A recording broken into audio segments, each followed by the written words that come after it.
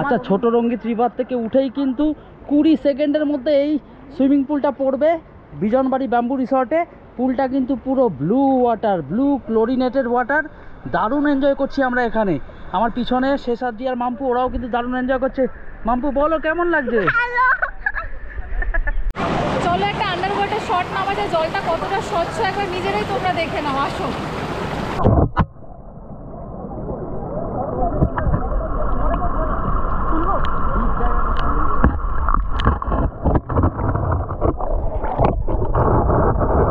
আচ্ছা, আমরা কিন্তু এখন ডাইনিং লাউঞ্জে চলে এসেছি। দেখতে পাচ্ছেন আমার পিছনে, এখানকার কিন্তু ডাইনিং এরিয়া খুব সুন্দরভাবে কিন্তু এটা ডিজাইন করা। চারপাশে দেখতে পাচ্ছেন ব্যাম্বু রিসর্ট নাম আছে এই রিসর্টের, আর সব কিন্তু ব্যাম্বু মানে বাঁশ দিয়ে কিন্তু করা। মাঝখানে এরকম একটা গাছ আছে, সেটাও কিন্তু কাটা হয়নি, সেটাকে অক্ষত রেখেই কিন্তু এই লাউঞ্জটা বানানো হয়েছে পুরো সুইমিং পুলের পাশে।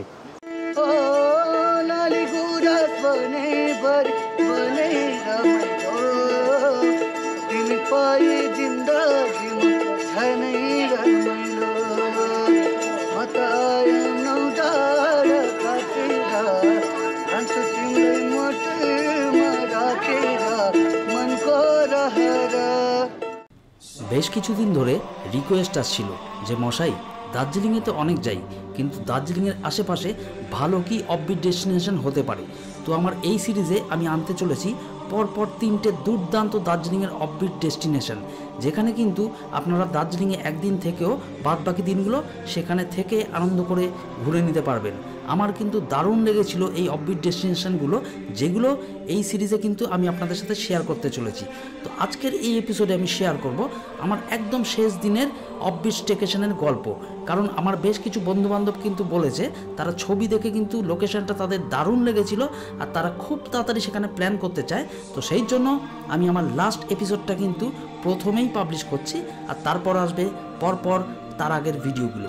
চলুন শুরু করা যাক আজকের গল্প।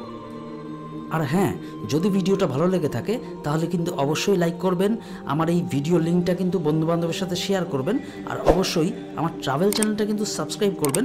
তাতে কিন্তু আমি সামনের দিনে আরও অনেক ভালো ভালো অফবিট ডেস্টিনেশন আমার এই চ্যানেলে নিয়ে আসতে পারবো। গুড আফটারনুন বন্ধুরা, আজকে 14ই এপ্রিল 2024। সবাইকে স্বাগত জানাচ্ছি এবং তার সাথে জানাচ্ছি শুভ নববর্ষের প্রীতি, শুভেচ্ছা ও ভালোবাসা। আজকে আমরা নতুন একটা ট্রাভেল ব্লগ শুরু করছি তোমাদের জন্য।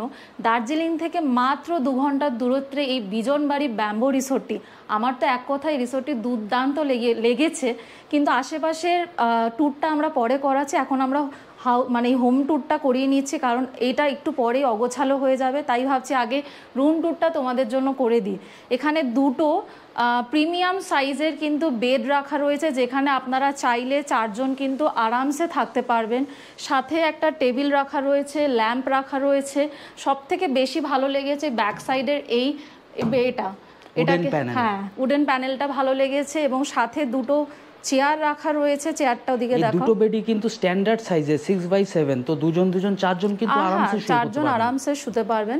এখানে একটা ম্যাট রাখা রয়েছে, সাথে 2টো চেয়ার রাখা রয়েছে, উডেন চেয়ার। আর তার সাথে যেগুলো আমরা দেখতে পাচ্ছি, এখানে কিন্তু বড় বড় গ্লাস উইন্ডো দেওয়া রয়েছে, যার থেকে কিন্তু পুরো বাইরের ভিউটা পুরো একদম ট্রান্সপারেন্ট ভিউ আপনারা পেয়ে যাবেন। এর ওপাশটাতে কিন্তু নদী আছে, আর এপাশটাতে দেখতে পাচ্ছেন এখানকার যে ডোরটা, গ্লাস ডোর, সেটাও কিন্তু পুরো ট্রান্সপারেন্ট। সেটা যে একটু কার্টেনটা সরিয়ে দেখাও। হ্যাঁ, আপনি যদি পর্দাটাকে সরিয়ে দেন, ভিউটা দেখুন। এই দরজাটা কিন্তু টেনে স্লাইডিং বন্ধ করা যায়। আর যদি ওখানে নিচে বোধহয় লক করা আছে, না লক করা নেই, এটাকে জাস্ট টানলে দেখুন দরজাটা পুরো বন্ধ, কিন্তু আপনারা পর্দা সরিয়ে দিলে কিন্তু বাইরের এরকম একটা সুন্দর ভিউ পেয়ে যাবেন। এর দোতলা থেকে কিন্তু আরো সুন্দর ভিউ পাওয়া যায়। আমরা লেটে বুক করেছিলাম বলে নিচতলাটা আমরা পেলাম। ওইখানে দেখুন সুইমিং পুল আছে, ওইখানে বসার ছোট ছোট জায়গা করা আছে, উপরে ছাতা দেওয়া আছে। ওখানে কিন্তু ডাইনিং এরিয়া, ওখানে কিন্তু খড়ের ছাউনি দেওয়া ডাইনিং এরিয়া, আর ও পাশটাতে ঠিক নদী। এখন আমরা আস্তে আস্তে বাইরে আপনাদের দেখাবো, কিন্তু তার আগে আমরা স্নান আর লাঞ্চটা সেরে নিই, তারপর কিন্তু আমরা একটু রোদটা পড়লে আমরা আপনাদের দেখাবো বাদবাকি জায়গা। একদম একদম। ও আরেকটা জিনিস আপনাদেরকে দেখাই, সেটা হচ্ছে এই ওয়াশরুমটি রুমের সাথে সাথে কিন্তু অনেকটা বড়, এবং সাথে আপনাদের সমস্ত কিছুই কিন্তু দেওয়া রয়েছে। মিরর আছে, আপনার ওয়াশ বেসিন আছে, এখানে কিন্তু টপ শাওয়ার আছে, শীতকালের জন্য গিজার আছে, এখন তো ঠান্ডা নেই, এখন আমাদের এটা লাগবে না। এখানে একটা ওয়েস্টার্ন কমোড আছে, তার সাথে এই ছুঁচু কল হ্যান্ড শাওয়ারটাও আছে কিন্তু। আর এখানে একটা বালতি, মগ, যেগুলো লাগে বাথরুমের বেসিক অ্যামিনিটিস সব কিছুই কিন্তু দেওয়া আছে। বন্ধুরা দেখতে পাচ্ছ এখন আমরা চলে এসেছি ছোট রঙ্গিত রিভারের একদম রিভার বেডে। এখানে কিন্তু একদম ঠান্ডা জল ওপর থেকে নেমে আসছে, দারুণ এনজয় করছি আমরা। শেষার্থী কিন্তু একদম স্নান করে নিয়েছে। দুর্দান্ত লাগছে, মানে এত ঠান্ডা বাট খুব ভালো লাগছে, এক কথা দুর্দান্ত লাগছে। শুধু কিন্তু আমরা নই, আরও প্রচুর মানুষ এখানে এনজয় করছেন। ওই দেখুন আমার সামনে, এরাও কিন্তু সব কলকাতা থেকে এসছে।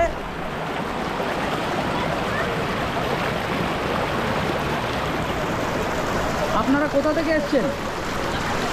কোথা থেকে? আমরা যাদবপুর। দারুণ জায়গা, সব আমরা দক্ষিণ কলকাতার। দারুণ এনজয় করছি আমরা এখানে। জল কিন্তু একদম ঠান্ডা, মানে আপনি যদি গরমের সময় দেখে না আসেন তাহলে কিন্তু এখানে স্নান করতে পারবেন না। এখন বাজে দুপুর 1:30, তো ভালো সময়, একদম সূর্য মাথার ওপরে, খুব একটা ঠান্ডা তো লাগছে না। কিন্তু প্রথমবার যখন জলে নামলাম, এই যে হাত দিচ্ছি, এই দেখুন জলে, তো পুরো ঠান্ডা জল একদম। চলো একটা আন্ডারওয়াটার শট নামা যায়, জলটা কতটা স্বচ্ছ একবার নিজেরাই তোমরা দেখে নাও, আসো।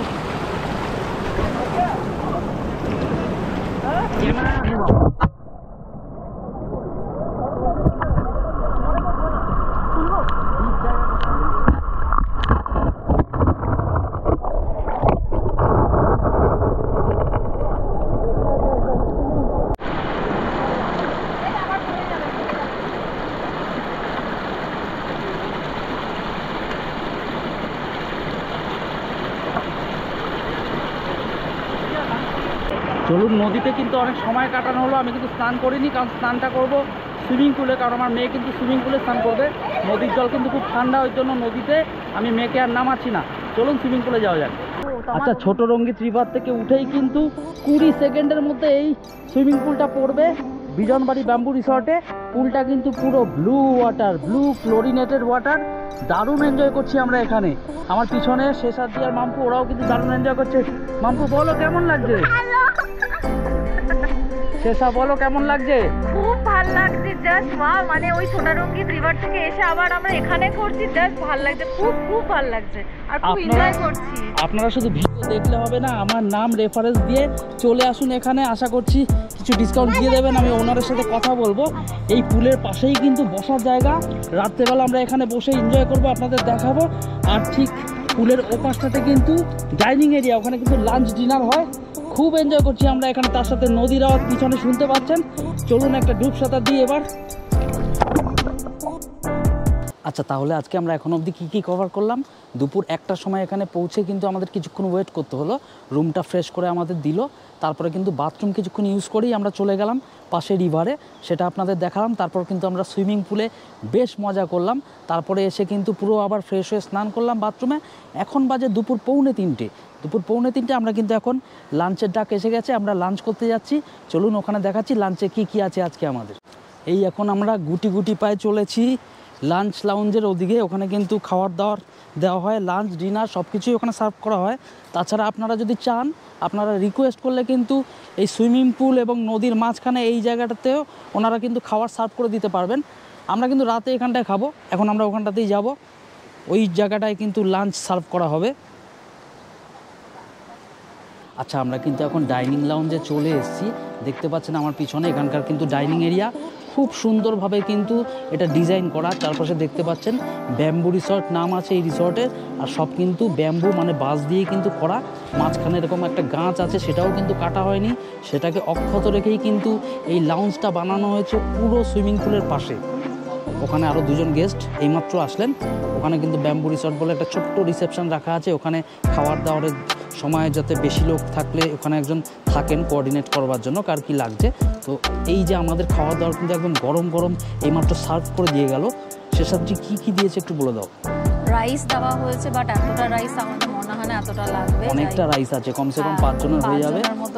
আমরা 2.5 জন আছি মাম্পুকে নিয়ে। মিক্স ভেজ রয়েছে, এই যে একটা মিক্স ভেজ দিয়েছে, যথেষ্ট ভালো কোয়ালিটি দেখে বোঝা যাচ্ছে। এই একটা ডাল দিয়েছে ধনেপাতা দিয়ে, আর ডিম কারি দিয়েছে। এটা ডিম কারি। আর স্যালাড দিয়েছে, পাঁপড় দিয়েছে। এখানে জল প্রোভাইড করেছে।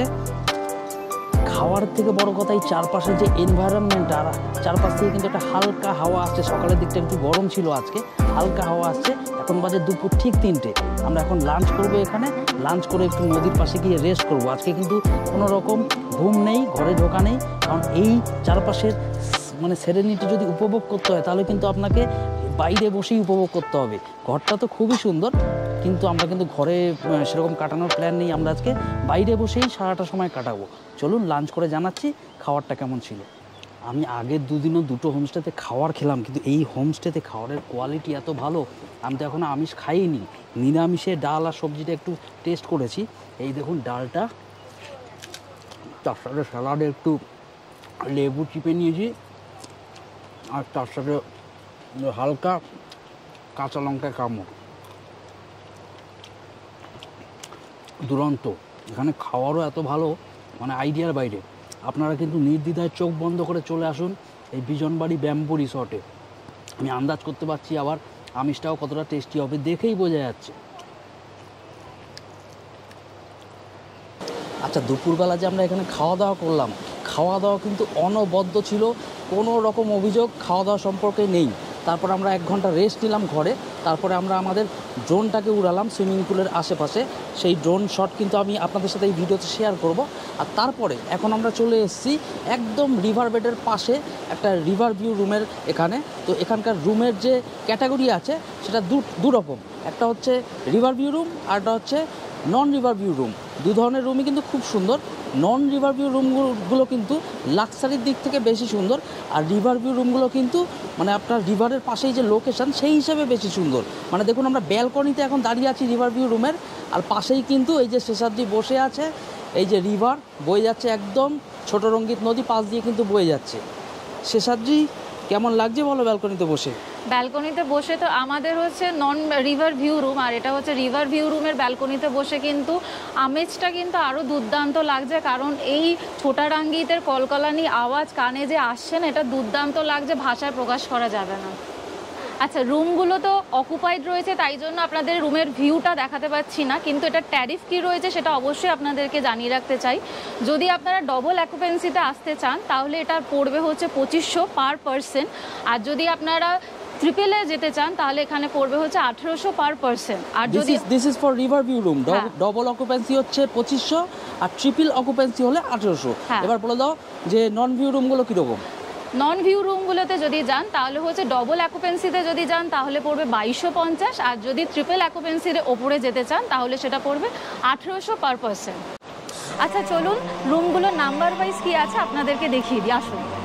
এই হচ্ছে একটা রিভার ফেসিং রুম। এখানে কিন্তু 4 বেডেড ফেসিলিটি আছে, কিন্তু যদি আপনারা ডবল অকুপেন্সি থাকেন বেশি পড়ছে, 4 বেডেড বা ট্রিপল বেডেড নিলে কম পড়ছে। এটা কটেজ নাম্বার 3। Cottage number 3। চলো এবার আরেকটা কটেজ দেখানো যাক।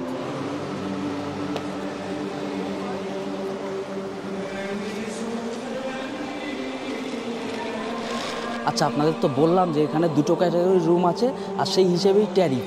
তো এখানে কিন্তু আমরা নিচের রুমে আছি 8 নম্বরের রুমে। তো এটা কিন্তু একটা নন ভিউ রুম, 7, 8 হচ্ছে নন ভিউ রুম, এটা বিল্ডিং রুম। আর ওপরে কিন্তু ভিউ রুম, বিল্ডিংয়েরই ভিউ রুম। ওপরের রুমগুলো থেকে কিন্তু অনেক ভালো ভিউ পাওয়া যাবে। ওপরের রুমগুলোর নাম্বার হচ্ছে 9, 10। তো আপনারা যদি ভিউ রুম বুক করতে চান 9, 10 নম্বর রুম বুক করতে পারেন, আর যদি নন ভিউ রুম বুক করতে চান তাহলে কিন্তু নিচের 7, 8 নম্বর রুম বুক করবেন। চলুন আপনাদেরকে আর একটা ভিউ রুম কটেজ দেখাই, আসুন। রুমগুলো কিন্তু সব কটা অকুপায়েড, যার জন্য কিন্তু সব রুমে ঢুকে দেখানো যাচ্ছে না।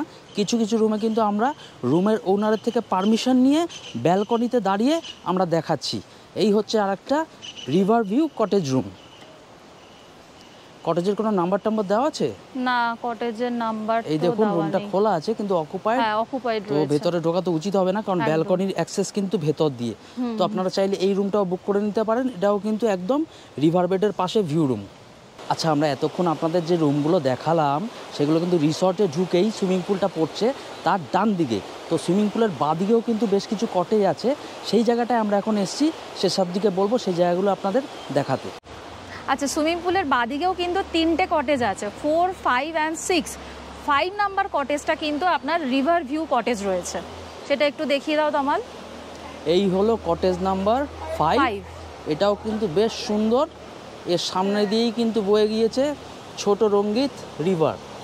এখানে দেখুন একটা ছোট্ট ওয়াশ বেসিন করা আছে। এবার আপনারা আসুন 4 and 6 কটেজ।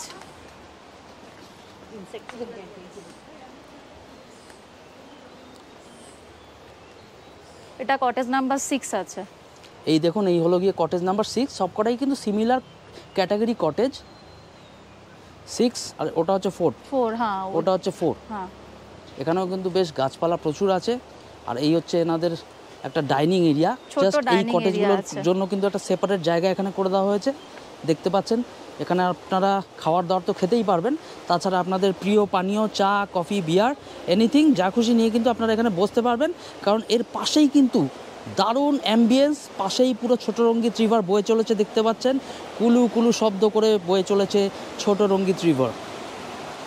ছোট রঙ্গিতের একদম কুলকুলানি আওয়াজ, উফ কি দুর্দান্ত লাগছে। আচ্ছা, আজ সারাটা দিন কিন্তু ট্রাভেল করে খাওয়া দাওয়া করে আর আপনাদের জন্য এই পুরো সাইটটা ব্লগিং করলাম, এই করেই কেটে গেল। এবার আমাদের নিজেদের একটু ফান অ্যান্ড রিল্যাক্সেশনের পালা।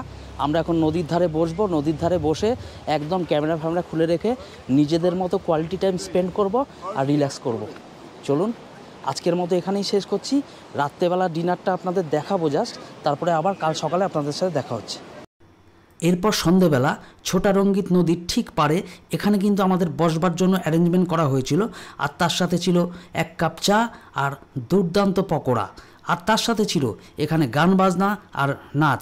আমরা কিন্তু দুর্দান্ত এনজয় করেছিলাম বাকি সব গেস্টদের সাথে এই রাতটা। এরপর আমরা এখানেই ডিনার করে চলে গিয়েছিলাম ঘুমের দেশে। Good morning from Bijanbari bamboo resort. আজকে 15ই এপ্রিল 2024। কালকে কিন্তু আমরা এসে উঠেছিলাম এই বিজনবাড়ি বাম্বু রিসর্টে। সারাদিন প্রচুর আনন্দ করেছি আমরা। কালকে দেখেছেন সুইমিং পুলে নেমেছিলাম। এখানে কিন্তু একদম আমাদের রিসর্টের লাগোয়া এই ছোট রঙ্গিত নদী, এই যে দেখাচ্ছি, এই নদীর পাড়েই কিন্তু এখন আমরা আছি। এখানে নেমেই কিন্তু ওইখানটায় আমরা বসে বেশ কিছুক্ষণ চিল আউট করেছিলাম। আচ্ছা, আমাদের 3 দিনের ট্রিপে কিন্তু আজকেই শেষ দিন। আজকে আমরা ফিরে যাব মানে আমাদের বাড়ির উদ্দেশ্যে কলকাতায়। ট্রেন তো পাইনি, আমরা বাসে করে রাত্রেবেলা ফিরবো। কিন্তু ফেরার জন্য কিন্তু মন একদমই চাইছে না। কালকে আমরা যা আনন্দ করেছি এখানে, তো আপনাদেরও বলবো আপনারা যারা যারা কিন্তু এইদিকে আসছেন বিজনবাড়ি বাম্বু রিসর্টে, একটু কিন্তু ডিস্টেন্সে ওই শিলিগুড়ি থেকে, তো এখানে আসলে কিন্তু 2টো দিন হাতে সময় নিয়ে আসুন। একটা দিনে কিন্তু আপনাদের মন একদমই ভরবে না। এখানকার সমস্ত ডিটেলস এবং ট্যারিফ আপনাদের বলে দিয়েছি।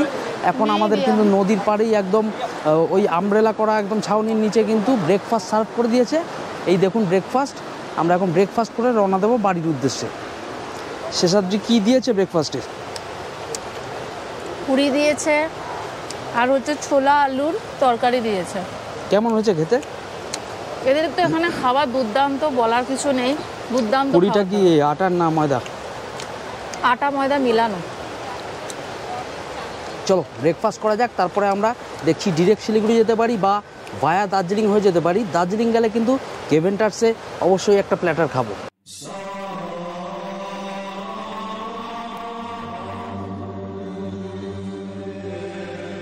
বিজনবাড়ি ব্যাম্বু রিসর্ট থেকে আমরা চেক আউট করে এখন আমরা দার্জিলিংয়ের পথে উদ্দেশ্য করে যাচ্ছিলাম। মাঝখানেই পড়লো এত সুন্দর একটা ভিউ দেখে আমাদের ড্রাইভার দাদাকে বললাম একটু দাঁড়িয়ে যাও। এটাকে বলা হয় হচ্ছে জামুনি ব্রিজ। জামুনি ব্রিজের সামনেই হচ্ছে জামুনি লেক, পাশেই দেখতে পাচ্ছেন হচ্ছে মহাদেবের সুন্দর মূর্তি, যেটা কিন্তু দুর্দান্ত লাগছে।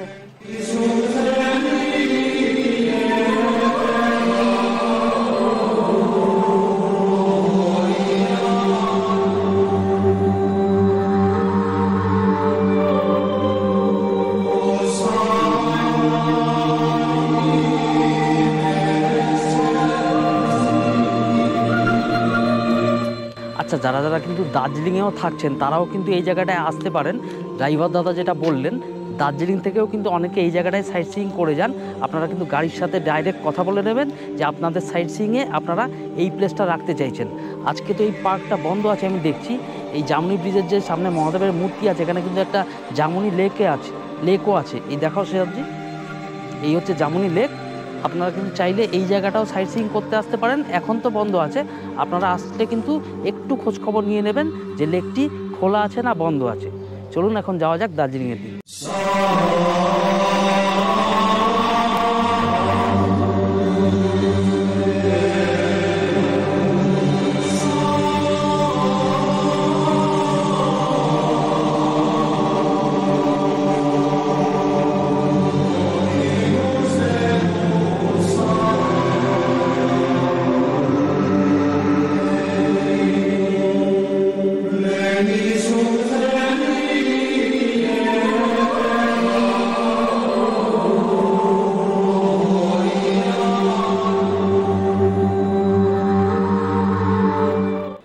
আমি এখন কোথায়। হ্যাঁ, এই গরমের মধ্যে কিন্তু আমি আছি দার্জিলিংয়ে, তাও আবার হাফ শার্টে। এটা কিন্তু সম্ভব এখন দার্জিলিংয়ে এপ্রিল মে মাসে কিন্তু এটাই সম্ভব। দার্জিলিংয়ে কিন্তু মোটেই একদম ঠান্ডা নেই, ওই মাঝে সাঝে একটু বৃষ্টি পাতলা হয়ে গেলে সামান্য ঠান্ডা পড়ে। তো এই মুহূর্তে আমি আছি দার্জিলিংয়ের ম্যালের একদম পাশে মহাকাল মন্দিরে। মহাকাল বাবার দর্শন করে আমি এখন নিচে নামলাম। এখানে কিন্তু হিন্দু এবং বুদ্ধিস্ট একটা সংস্কৃতির অদ্ভুত মিলন আপনারা পেয়ে যাবেন এই মন্দিরে। তো মহাকাল মন্দিরের ভেতরে কিন্তু ফটো টটো তোলা নিষেধ, তো ওই জন্য আমি তুললাম না, কিন্তু মহাকাল মন্দিরের জাস্ট নিচে এখন দাঁড়িয়ে আমি এই ভিডিওটা করছি। এই হচ্ছে ম্যাল রোডের একদম পাশেই মহাকালের মন্দির, মহাকাল বাবার মন্দির।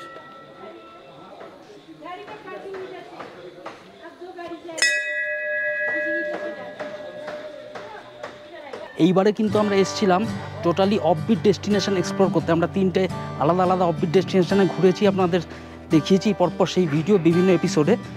তো যতই অফবিট ডেস্টিনেশন ঘুরুন, এ দেখুন পিছনে বাঁদর, তো যতই অফবিট ডেস্টিনেশন আপনারা ঘুরুন, দার্জিলিংয়ের আশেপাশে আসলে কিন্তু প্রপার দার্জিলিংয়ের ম্যাল এখানে যদি না আসেন, মহাকাল মন্দিরে যদি না আসেন, বা একবার যদি ওই আপনার কেভেন্টার্স বা গ্লেনারিজে না আসেন, তাহলে কিন্তু দার্জিলিং ট্রিপ অসম্পূর্ণই রয়ে যায়। তা আপনি প্রপার দার্জিলিংয়ে আসুন বা কোনো অফবিট ডেস্টিনেশনে আসুন। মহাকাল মন্দির দেখা কমপ্লিট। এখন আমি ম্যালে গিয়ে কিছুক্ষণ রেস্ট নেব, অনেকটা উপরে উঠতে হচ্ছে মহাকাল মন্দিরে আসার জন্য। তারপরে আমরা যাব কেভেন্টার্স বা গ্লেনারিজে। চলুন সামনে দেখাচ্ছি আপনাদের ভিডিও।